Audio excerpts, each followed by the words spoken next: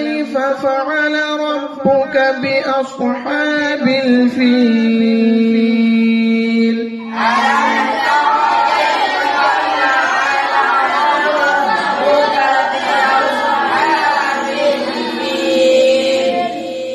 ألم يجعل كيدهم في تضليل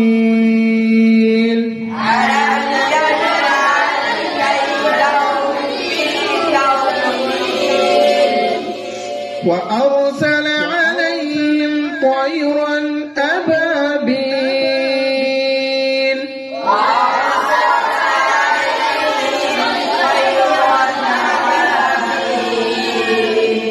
ترميهم بحجارة من سجيل